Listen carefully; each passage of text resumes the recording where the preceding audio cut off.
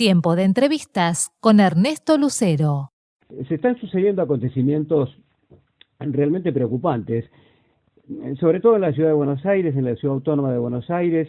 Esta convocatoria, cuyo diagrama fue decidido por los organizadores, en grupos de la oposición más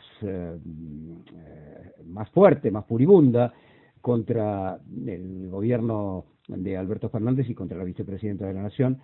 Pero un dato que provocó ciertamente incluso la reacción del propio presidente de la Nación fue la publicación de la dirección de Cristina, la vicepresidenta, ahí en su departamento de la calle Juncal y Uruguay, y hubo una respuesta de Clarín.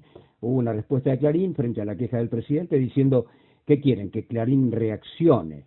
Esto lo publicó directamente el diario, y nosotros pensamos, nos acordamos de algo que dijo Raúl Timerman hace pocos días, cuando recordó un encuentro que tuvo con Jacobo Timerman, muy cerca precisamente del lugar en donde tiene sus oficinas, su redacción, el diario Clarín.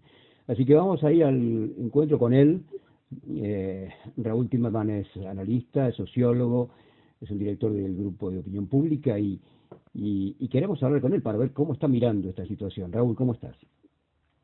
¿Qué tal? ¿Cómo le va? Muy buenas tardes. Mirá, sí, recuerdo perfectamente esa reunión con Jacobo. Fue una cena de la vereda enfrente de Clarín, en la esquina, era el restaurante de José Luis. José Luis después se mudó a la zona de la Recoleta, y estábamos charlando de las cosas que estaban pasando en ese momento, y él dice: mirá, va a ser imposible la democracia en la Argentina mientras exista Clarín. Me quedó grabada, son esas frases que te quedan grabadas. Era época de Alfonsín.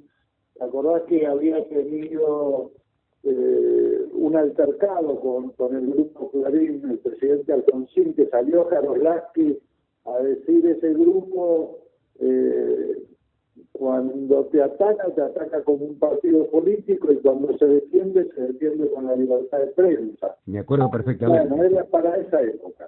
Me acuerdo muy bien, porque en ese momento me tocaba cubrir precisamente para un medio nacional la actividad parlamentaria, así que lo recuerdo perfectamente. Bueno, pero de cualquier manera yo te diría, hay dos posiciones. Hay gente que está de acuerdo con los scratches y cree que hay scratches buenos y scratches malos, y hay otra gente que no está de acuerdo abiertamente con los scratches. La pregunta debería ir un poco más atrás y decir si uno está de acuerdo con la condena social o no está de acuerdo con la condena social. Pero una cosa es cuando ocurre espontáneamente ante una situación que se te presenta, y otra cosa es cuando es planificado, que la gente planifica ir a un determinado lugar a una determinada hora. Yo creo que hay que diferenciar ese tipo de cosas, y en realidad lo que hay que dejar a un lado es todo tipo de adhesiones personales y tratar de poner en el tapete el debate de las ideas. No me importa quién lo dice, lo que me interesa saber es qué dice. Por ejemplo, Lilita Carrió, que en general está siempre en posiciones extremistas, acaba de declarar que ubicarse en una posición extremista en este momento, de izquierda o de derecha, es ir en contra del país, digamos. O sea que hace una recuperación de lo que es una posición moderada, que es la posición que caracteriza al presidente Alberto Fernández. Es más, yo creo que algunas de las manifestaciones públicas de gente que no tiene responsabilidad de gobierno y que se han dado en los últimos días, y básicamente por la posición que ha tomado la República Argentina respecto al tema Venezuela, sí, lo que buscan es dividir esa sociedad que existe entre Alberto Fernández y Cristina Fernández. Yo creo que ese es el objetivo que se busca. y rescato lo que dice el presidente, que lo importante es, digamos, no producir diferencia dentro de la coalición de gobierno a partir de temas que no forman parte del problema de los argentinos. En ese sentido, yo creo que el gobierno es el resultado de un frente electoral triunfante que se ha tenido que convertir en una coalición de gobierno. Siempre es difícil la coalición de gobierno, siempre hay opiniones diferentes, siempre hay tensiones internas, pero forma parte de las características de una coalición de gobierno con tres liderazgos. Primero, el liderazgo fuerte de Cristina Fernández, que es la que da origen a esta coalición a través de decir a Alberto Fernández para que sea candidato a presidencia. Después Alberto Fernández mismo, y en tercer lugar el liderazgo de Sergio Massa, que fueron los tres que han conformado esta coalición y que, bueno, ganó por cuánto, por 2 millones de votos. O sea, sacó el 48% contra el 40%, casi 13 millones contra casi 11 millones de votos.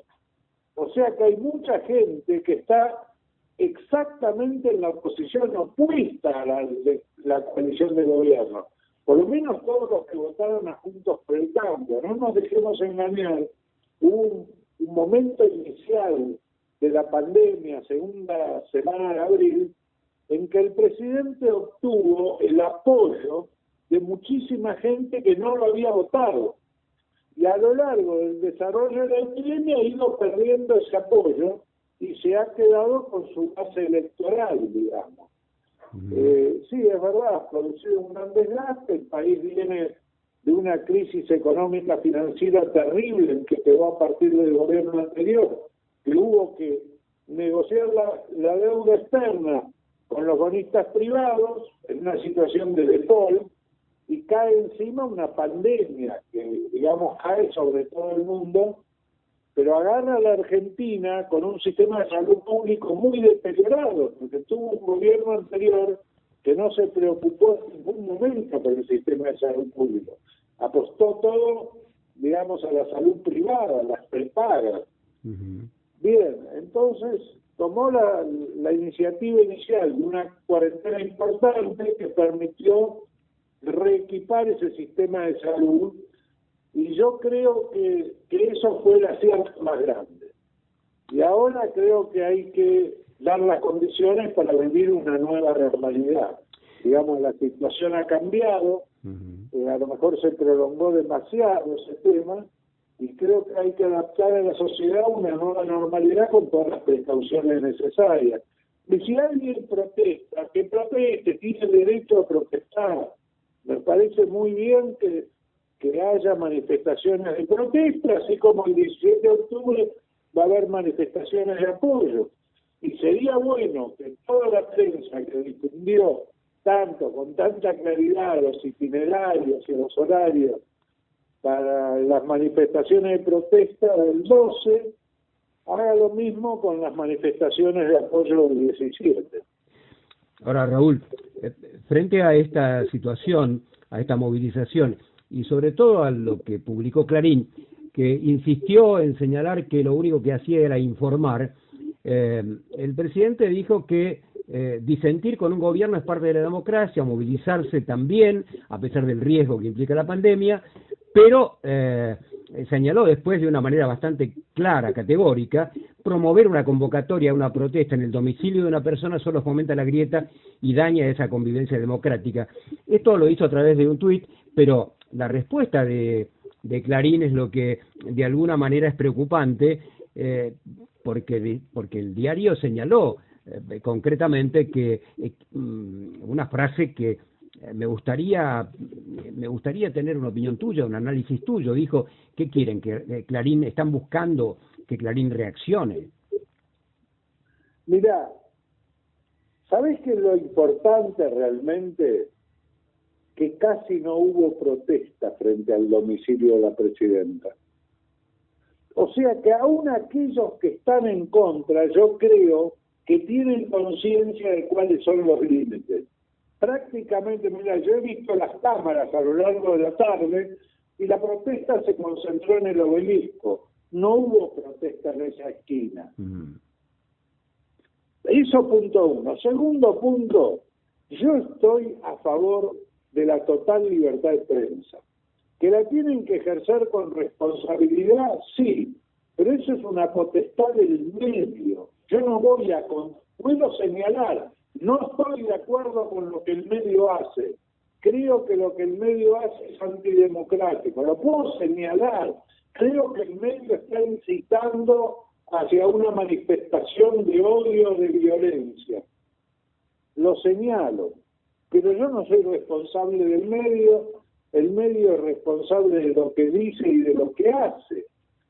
Y yo creo que más de ahí, en la medida que se mantenga dentro de la ley, a menos que exista una ley determinada, como existe en Europa, en la Comunidad Económica Europea, donde está penalizado el discurso del odio. Pero en la Argentina esa ley no existe. Bueno, a propósito... Fíjate, yo en ese sentido, ahí adhiero a las palabras de Sergio Berni, que son tomadas de Perón, ¿no? Sí, sí. Dentro de la ley todo fue, fuera de la ley nada. Pero bueno, pero están también las palabras que vos recordaste de Jacobo Timerman, ¿no? Y sí, ¿sabes? Eso es lo que opinaba Jacobo. No, la recordé porque me parecía que venían muy a tono, pero no significa, dice, mientras, la opinión de Jacobo era que Clarín jugaba aprovechándose de las ventajas que la democracia daba en un juego no democrático. Ese era más o menos el desarrollo de la opinión. Vos fijate que el grupo Clarín, vos sabés que Clarín nació 3 días después que yo nací el 25 de agosto del 45, Clarín nació el 28 de agosto del 45. Ese Clarín desarrollista que en algún momento pensó noble, aunque venía de un, digamos, de un origen bastante filogermánico en sus orígenes, pero pensó un Clarín desarrollista al que se sumó después el grupo de Frigerio. Sí, claro. De ese Clarín a lo que es el monstruo del grupo Clarín hoy es un grupo empresario, no es un medio periodístico. Bueno, un colega... responde a los intereses del grupo empresario. Claro. Yo recuerdo Raúl, y vos seguramente también, y nuestros oyentes seguramente lo van a recordar, las palabras de Julio Blanc, un colega que lamentablemente falleció y que fue, digamos, participó activamente de lo que él mismo calificó de un modo autocrítico como el periodismo de guerra realizado por ese grupo. Julio Blanc dijo poco antes de morir, hicimos periodismo de guerra, lo hicimos bien, pero eso no es periodismo. Sí. Bueno, es lo que tenemos. Eso es lo que tenemos, esa es la realidad con la que tenemos que convivir. El gobierno tiene un derecho total a la comunicación, aparte del gobierno, la fuerza de comunicación del gobierno es mucho mayor que la de cualquier medio, porque puede pautar mensajes en todos los medios dirigidos a todas las audiencias, y el gobierno tiene la obligación de comunicar a todos aquellos que lo han votado y que han depositado su confianza todas las acciones positivas que el gobierno está desarrollando. Y yo creo que ocuparse de la oposición es la agenda de la oposición. La oposición no gobierna. Yo creo que hay que ocuparse de lo que hace el gobierno y no dejarse llevar por la agenda que establece la oposición. Hoy todo el día, todos los medios van a hablar de esta marcha. Esta marcha es la agenda de la oposición. Podrían estar hablando de las cosas que van a hacer, de la cantidad de viviendas que se van a construir, de la mano de obra que se va a generar, de la cantidad de aguas y cloacas a la que va a tener acceso por lo menos 1 millón más de personas, de las rutas y caminos, de la obra pública de los 2.500 municipios, 1.800 va a haber obra pública del gobierno nacional en el presupuesto 2021. Entonces, sí, se podría estar hablando de todo eso. Esa es la agenda del gobierno. La oposición no gobierna.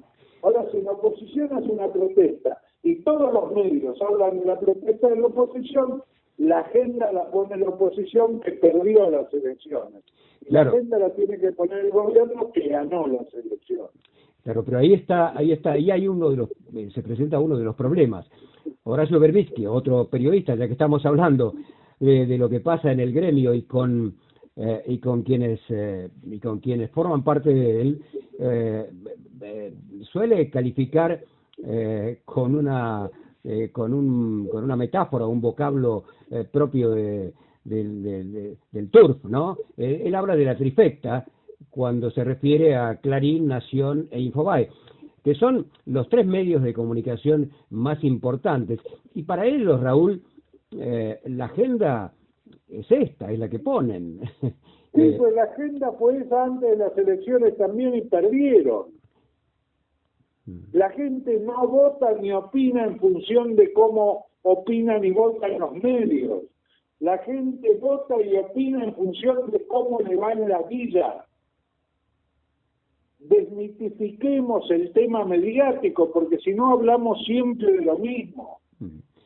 Si la persona tiene un sueldo que le permite tener una vivienda digna, poder vestir a sus hijos y darle educación, tener cobertura de salud, tener entretenimiento y poder seguir una vez por año 15 días de vacaciones, esa persona va a apoyar al grupo político que le permita esa vida y no va a escuchar a los medios lo que le dicen los medios. La gente opina según cómo le va en la feria, según cómo se siente, según el nivel de seguridad que siente, según si le alcanza la plata o no le alcanza para llegar a fin de mes, según su propia vida y la vida de su familia, el núcleo familiar. Pero esa es mi opinión, hay otras opiniones. No, está bueno. Igualmente válidas. Está bueno, y te llamamos precisamente para conocer tu opinión. Lo que pasa es que... Esa es mi opinión. Claro, y está muy bien. De todas maneras, esto abre la posibilidad de otra pregunta, y es, bueno, durante lo que desde el kirchnerismo, desde el peronismo, o desde algunos lugares que forman parte del espacio político del Frente de Todos, se caracteriza como la década ganada. Bueno, esa década ganada, que si bien no fue de lo mejor en el últimos 2 años del mandato de Cristina, fue seguramente mucho mejor que lo que vino después, y cuesta bastante entonces encontrar una explicación acerca de bueno, ¿qué le pasó en la feria a la gente? ¿Hay una lectura posible respecto de lo que pasó en Pero ese vos momento, fijate, ¿no? escuchame una cosa, el Frente de Todos ganó en primera vuelta, ganó en la general, sacó el 48% de los votos, sacó los mismos votos que sacó Daniel Scioli en el balotaje. No. Lo sacó en la elección general. Está claro. claro. La gente quiso un cambio de gobierno. Macri ganó por 2.4% en un balotaje, y acá el Frente de Todos ganó por 8 puntos en la general, en la primera vuelta. Sí, Raúl, con todos los medios favoreciendo a Macri. Sí, se ganó. Sí, bueno, claro. ahora hay que gobernar, hay que demostrarle a esos casi 13 millones de personas que pusieron el voto a favor del Frente de Todos, que se querían ganar las elecciones para hacer cosas, que sabíamos el país en que nos íbamos a encontrar, que no sabíamos lo de la pandemia, efectivamente, pero imagínate si esta pandemia hubiera sido siendo Macri presidente, el desastre que hubiera sido. Entonces ahora lo que hay que hacer es gobernar. Es la gran oportunidad. Estuviste peleando durante 4 años del gobierno de Macri para poder llegar a esto, a ganar y a hacer gobierno. Ahora sos gobierno, tenés que gobernar y demostrar que lo estás haciendo bien de la mejor manera posible. con total honestidad, con la gente más capaz, que si hay alguien que no responde en el gobierno, lo cambiás. Haces lo mismo que haría con sentido común cualquiera de los ciudadanos que te votó. Si haces eso, no tenés de qué preocuparte, sabés que estás dando lo mejor. Y sí, es un país dividido, siendo Mauricio Macri el peor candidato posible, porque era el responsable de esos 4 años de gobierno, no se podía disfrazar nada, sacó casi 11 millones de votos. Es un país que está dividido. Hay gente que piensa como Macri y un poco más de gente piensa como el Frente de Todos. Claro, lo que yo te decía es, yo me refería, es simplemente una aclaración para que no quede, para que no haya confusiones al respecto. Cuando te hablaba de la década ganada y de la elección que se perdió, me refería a aquella elección que perdió Scioli, que perdió la fórmula Scioli-Zanini. Porque en ese momento, durante esos años, pese a que hubo una disminución del bienestar o del estándar socioeconómico en la Argentina, la gente estaba, digamos, los comerciantes, la clase media, los trabajadores, estaban bastante bien, digamos, ninguno de ellos se podía quejar demasiado de cómo le había ido en la feria. No, pero hay algo por lo cual la gente quiso cambiar. Aparte te aclaro una cosa, yo seguí muy de cerca, yo no participé en esa campaña porque quería estudiar las 3 campañas, la de Massa, la de Scioli y la de Macri, y tuve acceso a los 3 candidatos y escribimos un libro con mi socio que se llama Quiero ser candidato, sí, a propósito de eso. Sí, interesante Bien. trabajo. Sí. Yo te digo que Scioli no tuvo todo el apoyo que tuvo Alberto Fernández por parte de la gente que debía haberlo apoyado. ¿Y hoy cómo lo ves? ¿Cómo ves esta situación en este momento? Digo? Hoy veo que Alberto Fernández tiene todo el apoyo. ¿Crees que la unidad, digamos, la unidad del Frente de Todos está sólida? Sí, la unidad, fuera de los elementos marginales que la cascotean, pero la unidad en este momento entre Alberto y Cristina creo que es indisoluble. Y creo que aquellos que la cascotean no responden a nadie del gobierno, no tienen como referente gente del gobierno y no responden a intereses de la República. Hasta ahí llego. Muy bien. Raúl, realmente te agradecemos tu tiempo y las opiniones que son, por supuesto, siempre valiosas. No, al contrario, te agradezco a vos.